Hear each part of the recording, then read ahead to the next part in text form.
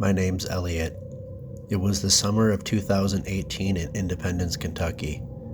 I had just finished my junior year in high school. Like all kids, I always looked forward to summer vacation. No more homework and tests for the next few months. No worry in the world.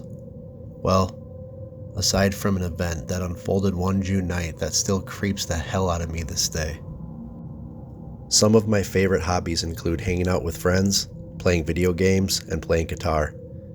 One hobby that I was really into while I was in high school was disc golf. For those who may not know what disc golf is, it's similar to standard golf. Same rules and such played upon a similar looking courses, but instead of hitting a ball with a set of clubs, you toss specialty tailored discs.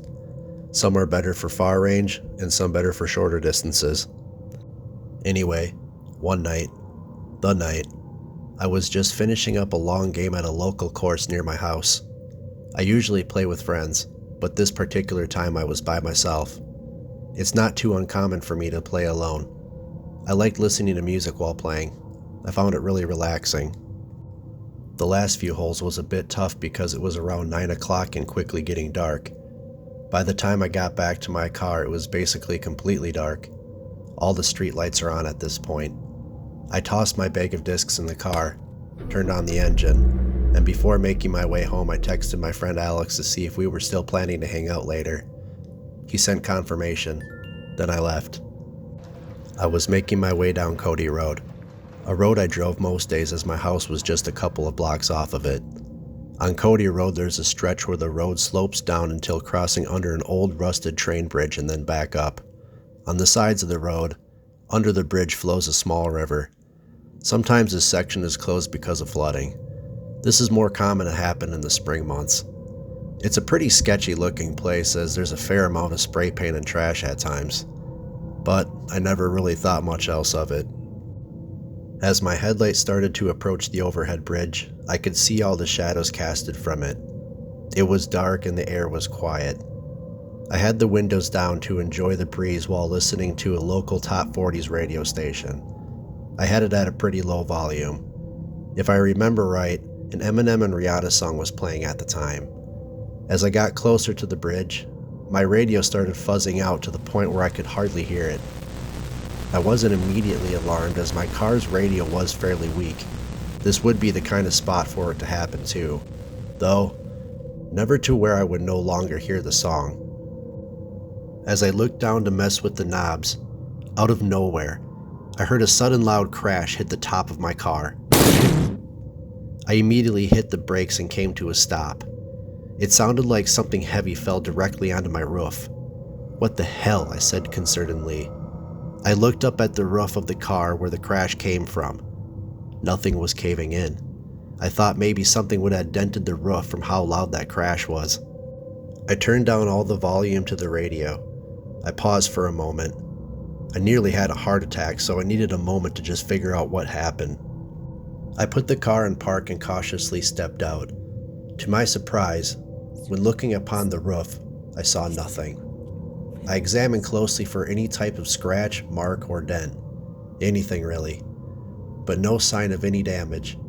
I did a quick lap around the car, searching the ground for anything. But nothing. My heart was still pounding out of my chest. I peered around the area, eerie and silent with just the hum of my car's engine and some night insects. I'm not gonna lie, I was feeling pretty creeped out now. All I could see around me was what was illuminated by my car's headlights. The way the slight fog was passing through the beams doesn't really help the situation feel less unsettling. Suddenly, maybe 30 feet away, I heard ruffling in some nearby bushes along the river. Now being officially freaked out, I jumped into my car, shut the door, and locked them. I gazed around from inside my car near where I thought I heard the noise. After several moments, I realized I needed to catch my breath. I don't think I had taken a breath in the last minute. I sat motionless to see if I could hear anything. I just waited a moment.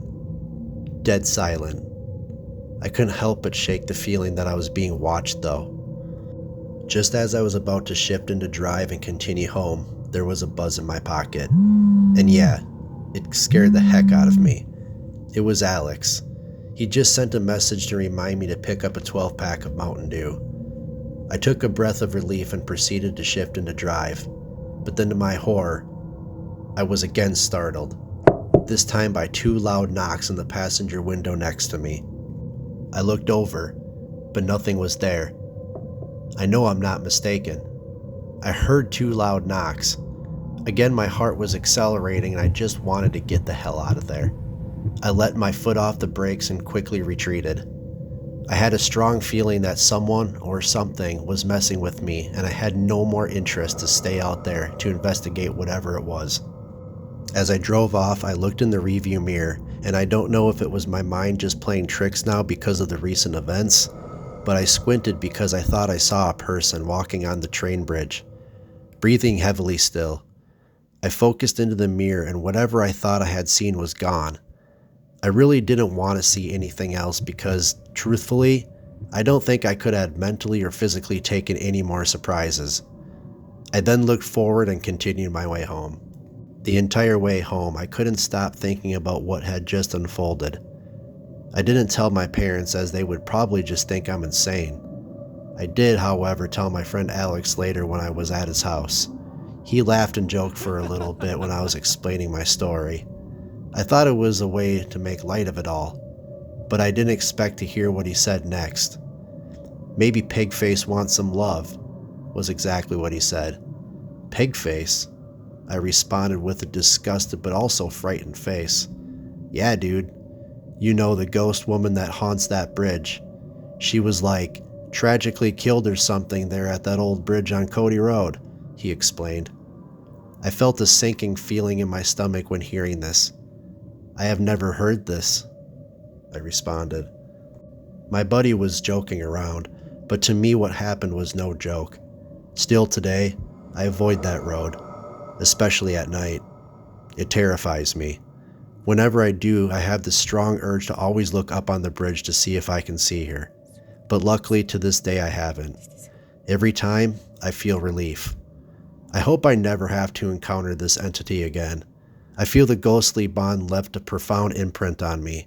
It's something I'll never forget. It chills me to the core every time I pass under that bridge.